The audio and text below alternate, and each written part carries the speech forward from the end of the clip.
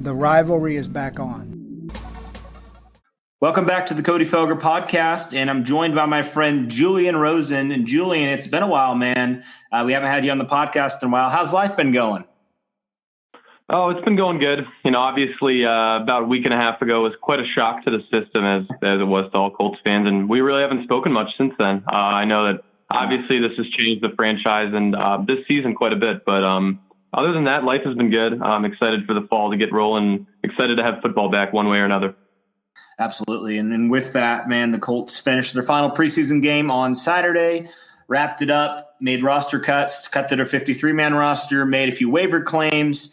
And I want to touch on all that in this podcast. And also, shameless plug here, if you haven't listened to the last podcast that I recorded, I had Kevin Bowen on. We really discussed in depth the Colts 53-man roster, so be sure to check that out. But first, I thought we should talk about, it's kind of crazy. You mentioned the crazy news, obviously Andrew Luck retiring, but some more activity on the Colts quarterback group. They re-signed Jacoby Brissett. I think this deal puts him through the 2020 season. And they also signed Brian Hoyer as their backup quarterback, which is interesting to me. He signed a pretty decent sized contract. I think he signed a 3-year contract for, I believe, $12 million or something like that. I don't know the exact details on that, but I think for me, Julian, this was obviously I didn't expect Brian Hoyer to be released by the Patriots. First off, this is definitely a good move for the Colts, and it also allows them now to maybe play Hoyer as their backup for the 2019 season, maybe beyond. I think a lot of people thought, Chad Kelly played really well in the preseason. Maybe he would be, after week 2, be the backup quarterback. And that still could be the case. You never know. But I got to think for the contract that they signed Brian Hoyer to, Chad Kelly could maybe find himself on the practice squad after all said and done. What is your take, first off, on Brissett and Hoyer, and then just the Colts quarterback position for that number 2 backup position behind Jacoby Brissett? So I wasn't too surprised to see the Brissett signing. I know it's been getting a little bit of buzz around the NFL. It's right about where I would put him.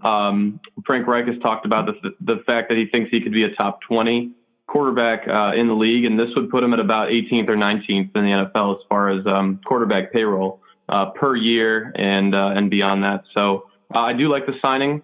I'm eager to see sort of Brissett's efficiency and to see how he plays this year, as are all Colts fans. I'm optimistic, though. I think ultimately this is a good investment. Down the line, there are some really good quarterback prospects coming out this season and next. Guys like Tua, Trevor Lawrence, Jake Fromm. Those are probably the top 3 as far as looking for future options. But for the next 2 years, you at least have a guy that knows the offense, that has been in the organization, and that seems to be really well liked by the locker room. So I think it was good to ink him. Obviously, the Colts have a lot of salary cap available. Brian Hoyer is a solid veteran. He's somebody that has been around the league, played in different systems. So I was a little bit more money than I was expecting, to be honest, Cody. But overall, I think it's a good signing. But I am encouraged by Chad Kelly. I'd like to see him and Hoyer maybe compete for that second quarterback role for the 2019 season. Yeah, definitely. And you just gotta laugh at Jacoby Brissett a little bit. He's an interesting guy, and it's not a bad thing at all. And Jacoby Brissett, it's kind of funny. I don't think he even has an agent. I think he negotiated this contract himself. But I would agree with you. I think that's probably a pretty good, I would say, contract for him. And heck, just getting your starting quarterback for what? I think he signed for, I don't even know. I don't have the numbers in front of me, $20 to $30 million. It's not bad. It was 20 guaranteed, 30 million total for the contract, but 20 guaranteed. Yeah. So, that's pretty good money for a starting quarterback, especially if Jacoby Brissett, puts it all together here in 2019. I think the good thing with this contract, what the Colts have done with it, is they really front loaded that contract in terms of Jacoby Brissett. So, it's something where if he doesn't do that great, if the Colts are 5-6 win team, Jacoby Brissett plays like a 5-6 win quarterback, then they have the option, right, to not, they don't pay him a lot, I guess, in the second year of that contract, as opposed to the first year of the contract, which is really good. A really smart deal on Ballard's part. But it also, I think, gives them the option. We know what Jacoby Brissett is, or we think we know, can be a solid backup at the very least can be a solid backup for the Colts. So that also gives them the option to have, a guy like Brissett, who's not, I think he's getting paid a decent amount, but, say you draft a quarterback next year and this, I don't know if you do the first round, but if you did it in the second or third round, kind of how the Patriots did it this year, when they signed, I can't remember his name, but they drafted a guy in the third round, and he actually beat out Brian Hoyer. So the Colts could do something that route, or, you could wait till 2021 and draft one of those guys, and honestly, I anticipate if the Colts go, if Jacoby Brissett doesn't play well, they're probably going to be top 10, top 15 teams, so they can use some of that draft capital maybe to move up and draft their guy if they want to. There's a lot of options they can do there. But yeah, so that's kind of how the quarterback situation is. And man, it's kind of wild to think, if you told me a month ago that Brian Hoyer would have the chance to play a football game for the Colts, start a game for the Colts in 2019, I don't even know what I would have said, man. But such as life is in the NFL, man, and it's absolutely crazy and absolutely wild. And I think I'm still kind of in denial that Andrew Luck is no longer the Colts quarterback. It's kind of crazy. But I wanted to look now at the final. So the Colts made cuts, I believe, on Saturday.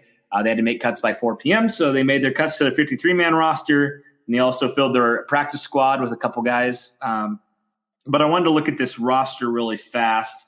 Now, with the updated roster, the last time I recorded and looked at the roster with Kevin, it was on Sunday before they had signed Brian Hoyer. So they waived safety Roland Milligan. So now they still go back to 4 safeties, 2 quarterbacks, and everything else is pretty intact.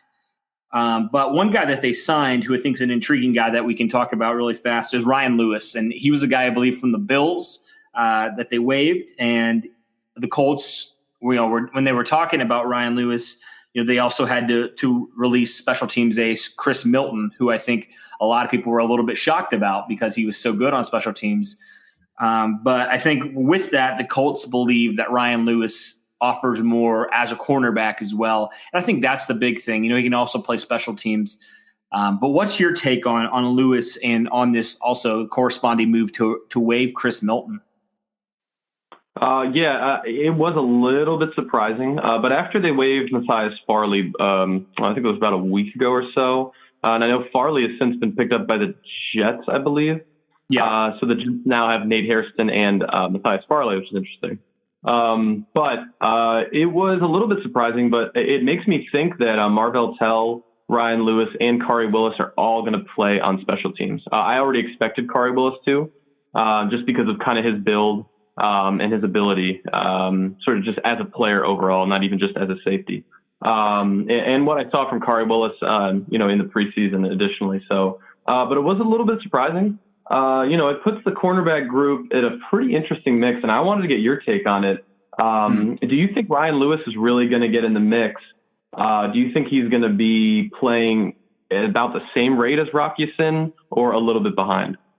I definitely think he'll play behind because, really, we don't know who's going to play that number 3 corner right now. It's been Quincy Wilson, it's been Rock Ya-Sin, but say Rock Ya-Sin is the number 4 corner, then I would say he would play less because honestly, and I've talked about this with people on the podcast before, when you're that 5th guy, that 5th corner, you're going to play special teams. So I don't anticipate him seeing the field much at all.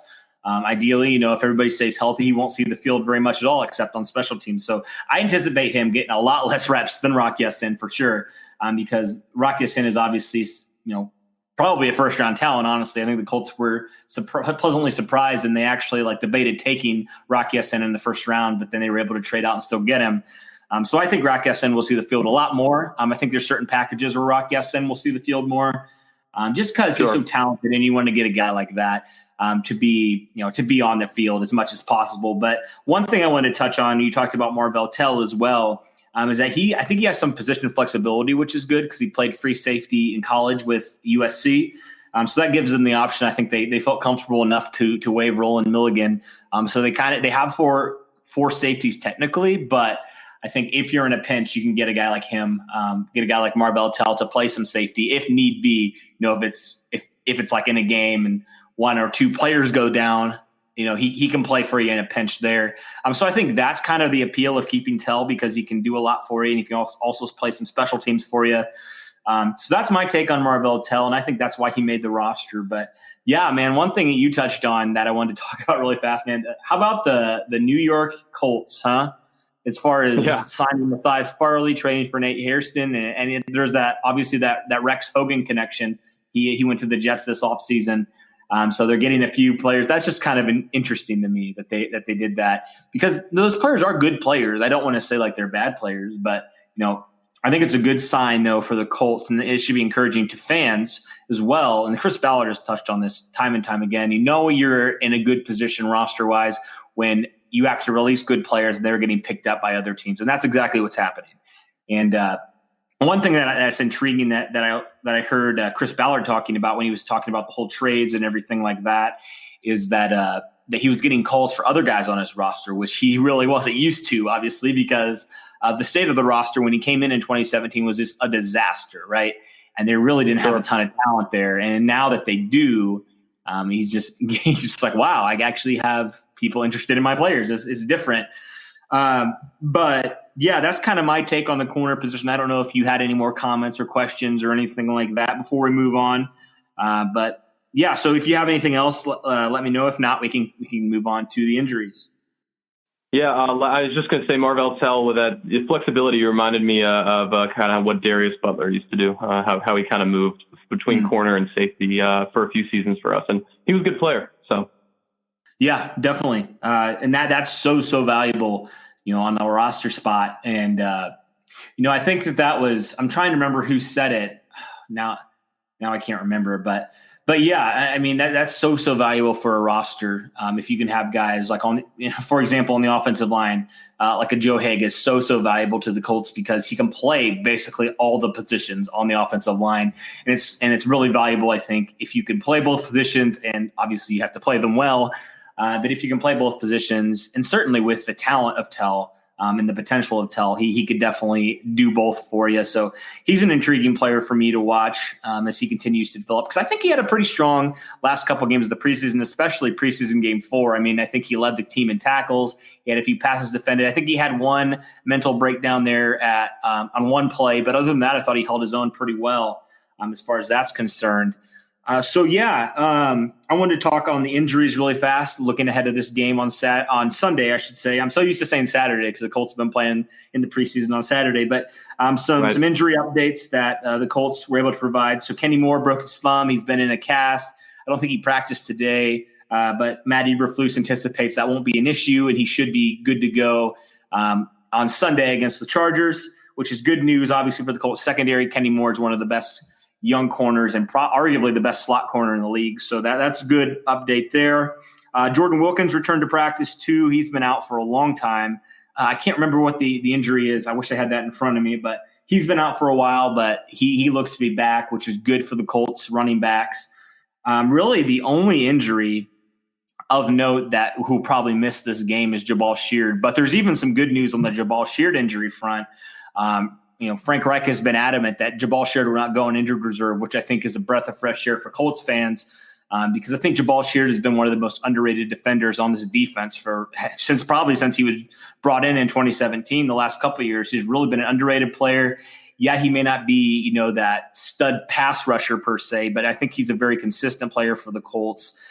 He's really, really good at defending the run, which is huge.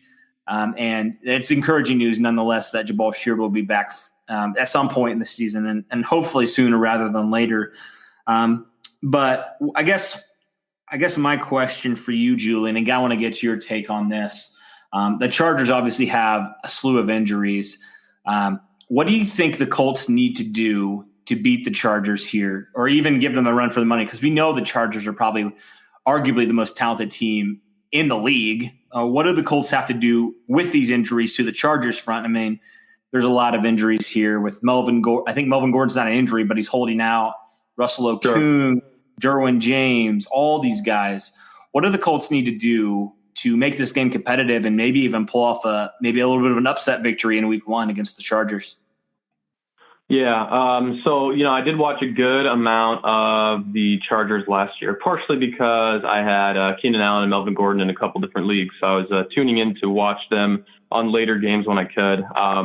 The Chargers defense was pretty solid last year. Derwin James was definitely a big part of it. So him being out, I think is going to open up some opportunities for guys like Nyheim Hines, Paris Campbell. I think the Chargers pass rush is very, very strong. It's one of the probably 5 or 6 best in the league with Melvin Ingram and I always mix it up. Joey Bosa.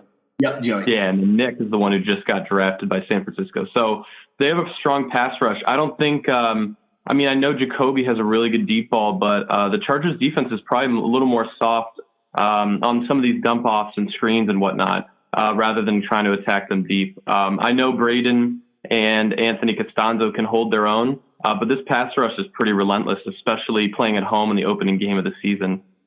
So without, their best safety and arguably secondary member, I think maybe trying to attack with the tight ends and guys like Paris Campbell and Nyheim Hines on screens offensively is really going to be the key. And then as far as defense, they're a pretty balanced offense, even without Ingram. They're going to be able to run with Jackson and Eckler. They're going to be able to run short routes, and they're going to be able to take some shots. Philip Rivers is not afraid to chuck it down. I just think the Colts need to keep things in front of them, not let up any big plays to guys like Hunter Henry and Mike Williams down the field, and try to just disrupt Philip Rivers' rhythm by sending different kind of packages.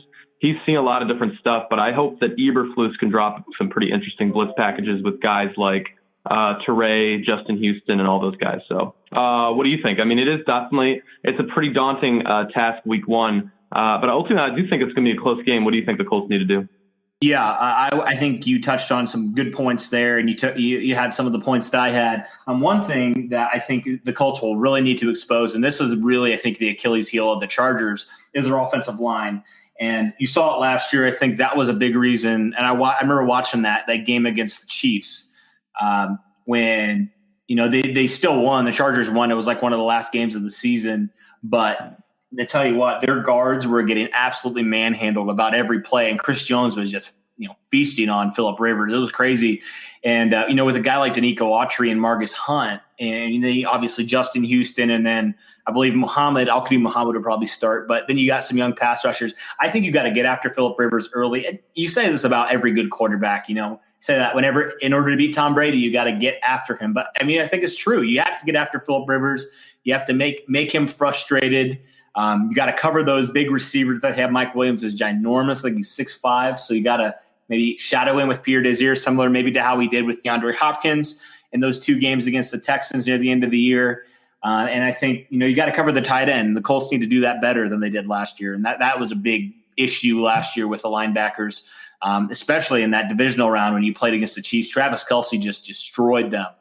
And they really just need to cover Hunter Henry. Obviously, I wouldn't say Hunter Henry is the player Travis Kelce is, but he's still a good player nonetheless. And so you just got to make sure that Philip Rivers, make it hard on Philip Rivers. Obviously, he's a good player. He's probably arguably a Hall of Fame quarterback. He knows what you're going to do, but if you can make life hard for him and, get those takeaways, I think that's going to be the key for the Colts, because obviously I don't know if you could stop Philip Rivers because he's one of the best quarterbacks in the league. You can certainly slow him down, and he's also getting older. So I think his mobility is getting more limited naturally with age. So I think that's what you got to do. You just got to get to him early, got to get to him often. The Colts were really good about stopping the run last year, so you got to stop the run, stop Eckler. And I feel like the Colts for decades have just been awful about covering the screens from running backs. They've just been really not good about that. I can't remember how good they were or bad they were last year, but you just can't let Austin Eckler – he's a good player. You can't let him get in space. You got to just disrupt him right away, take him down. I think that's really a key for the Colts on defense. And I think for offense is just – quick drops, get it, because the Chargers have 2 of the best pass rushers in the league. I think you really got to establish the run first, which Frank Reich has really wanted to do this entire offseason. I think you obviously, with Derwin James, it opened up some opportunities maybe with the tight ends. You got some talent on, the Chargers have some really good corner talent, if I'm not mistaken, with Casey Hayward, and can't remember who the other corner is offhand. But I feel like they have a pretty good cornerback group there. But loss of Derwin James is huge. And I think that the Colts can really open up the passing game with their tight ends, because they have 3, arguably 4 really good tight ends. And so I think that's what they need to do. They need to limit, similar to how they maybe they help Braden Smith a little bit against, I don't know if it'd be Melvin Ingram or Joey Bosa, whoever it is. They just need to help him out, because as good as he was last year, I mean, this is one of the best pass rushers in the league, and also the offensive line is learning this whole new philosophy, and we've seen it a little bit in the preseason. Obviously, the Colts haven't had all of their starters out there at once. But we've seen a little bit of struggle, and I think that's just natural with how this new system is with Howard Mudd and Chris Strasser. Is it's more of an attacking, and the pass protection game, it's more of attacking instead of sitting back and letting the defenders come to you. It's more attacking the defenders at the point of attack, and that's going to take a little bit of time. Honestly, it's going to take a little bit of time, and that's okay. But I think just helping your tackles out as much as you can, whether that's quick passes, whether that's chipping, helping out, whatever you need to do, I think that's what the Colts have to do. And Marlon Mack has to get going early and get going often. And so I think it's really going to be up to that interior of the offensive line to do that as well. So yeah, those are kind of my takes from it, kind of my, I guess, tidbits. And I'm actually going to have the Chargers reporter on at some point during this week to talk a little bit more in depth about the Chargers. I mean, he follows them every day. His name is Chris Hare. Maybe I'm saying that wrong, but we're going to talk about that, come out with a podcast later this week, a little bit of a preview, Colts and Chargers. And, but yeah, so those are I guess I got off on a tangent there. I apologize, but no, those are kind of my keys to this game for the Colts. So I thought to finish this up here, we could we played this game twice now in this podcast, in all the podcasts. It's called Fly or Flop. And I thought that it would be good, right ahead of this 2019 season, to look at some position groups that we think have the opportunity to fly. If you're not familiar with this game, it basically means positions who we think will be the biggest strength for the Colts in 2019. And then flop, maybe not necessarily be bad positions, but these positions will be maybe positions that are overhyped a little bit, or maybe won't live up to par as some of the other positions. So, Julian, what is your first fly position and why? My fly position is there's a couple that come to mind, but I'm going to start with a wide receiver position because ultimately it's something that Colts fans can really fall back on, especially after the Luck retirement news. Obviously, we know the offensive line has improved. Jacoby's coming into a much different situation than he did in 2017. Unreasonable to expect anything similar as far as efficiency, offensive production, or even the team's record. But not only the offensive line improvement, but the weapons that are going to be around Jacoby Brissett this year, considering he really only had T.Y. Hilton and Jack Doyle 2 years ago.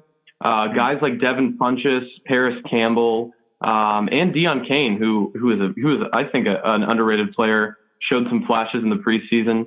I think those three guys added on to T.Y. Hilton really makes this a pretty dangerous group. And if I'm a secondary playing against the Colts, even if it's not, our franchise quarterback, Andrew Luck, even if it's Jacoby Brissett coming in, running maybe a different offense, obviously not as much chemistry with guys like T.Y., maybe like a tight end like Eric Ebron. But let's not forget, Jacoby has been running the first team reps. So he's been playing a lot with Funchess, who we brought over from the Panthers. So those two have probably developed a pretty nice rapport. If I'm a secondary playing against the Colts, I'm not feeling too comfortable and too lackadaisical about attacking this wide receiver group. I think there's a tremendous mix of speed, height, route running, precision, and all that stuff. And you can even include Chester Rogers, who plays out of the slot primarily. But I think the trifecta of Paris Campbell, Devin Funchess, and T.Y. Hilton is really going to expose some weaker secondaries and get some big plays generated down the field. Yeah, I would agree. And I think that we forgot to mention Devin Funchess looked pretty darn good in that last preseason game. He showed off his speed. So the Colts, I think, have four wide receivers there that are very, very talented guys. And you just look at who the Colts had in 2017.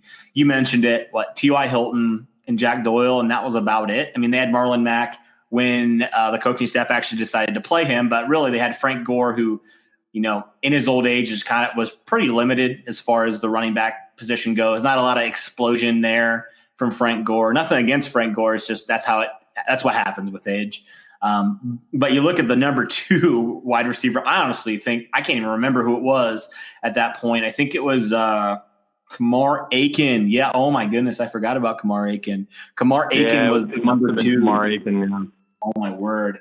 And then you had Chester Rogers. So Quan Bray. Oh my gosh. I remember Quan Bray. I remember this. Like, I was at training camp years ago, Quan Bray's rookie year. And I was just like, hey man, what's your name? And he's just like, so serious, like, Quan Bray. And I'm like, I don't know what you said. He just said it like really, I don't know how to explain it. It was very like confusing. And I was just like, okay. And he just signed my I guess, ball or whatever that I had for signing people. And then he made the Colts team that year and stuff like that. I think he was like kick returner, if I remember right, kicker, punt returner. He did something like that, but he wasn't particularly a good receiver.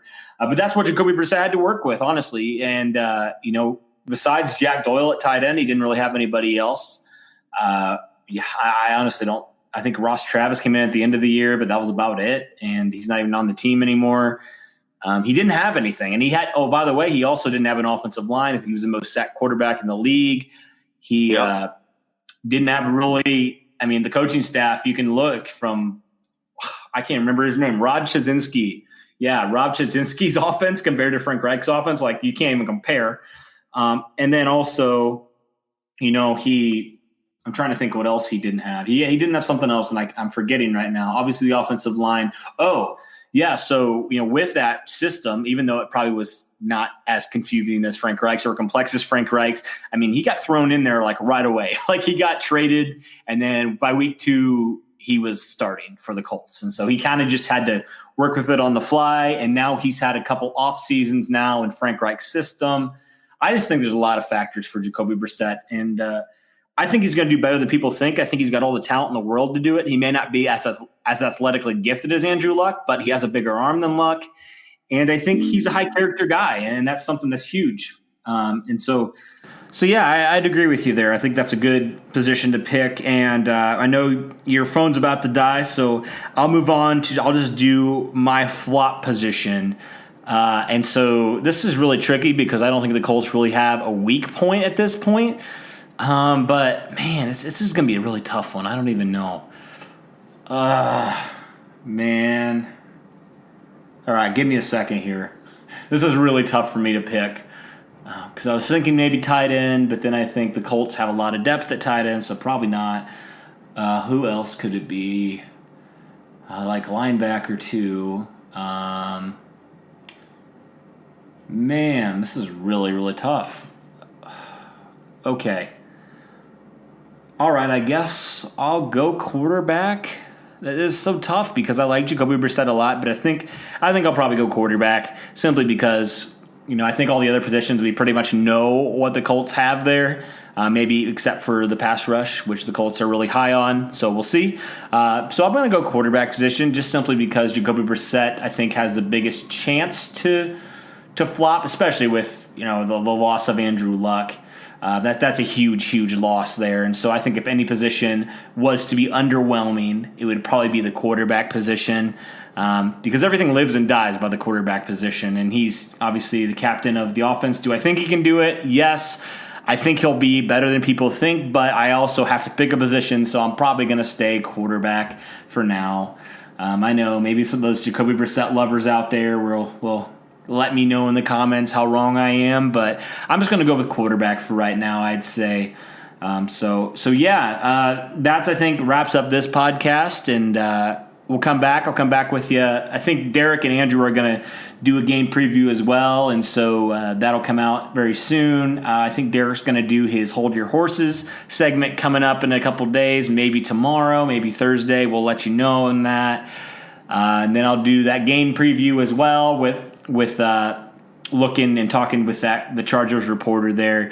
So I'll keep you guys updated there, but I appreciate you guys listening to me. Let me know your comments on who you think maybe will fly or flop in this 2019 season, because there's some more position groups that we weren't able to get to today that I also think have positions to fly and flop. So yeah, let me know in the comments. Appreciate you guys as always. I'll try to get those Twitter questions, and I apologize. I sent out a tweet and a post about them. I just haven't been able to get to them yet. So maybe I'll try to do that I don't know when. I'll try to do it at some point this week before the Colts play on Sunday. So thank you guys. I really appreciate all your support and love. Looking forward to a really exciting 2019 season. Obviously, a lot of stuff has gone the way we did not expect it, but such is life in the NFL. So thank you guys. Be sure to follow me on Twitter and follow the podcast on Twitter. You can follow me at CPFelger55, the podcast at Cody Felger Pod, and also follow my other guys. They're terrific as well. So appreciate you guys. We'll come back with another podcast probably the end of the week. And thanks guys, and go Colts.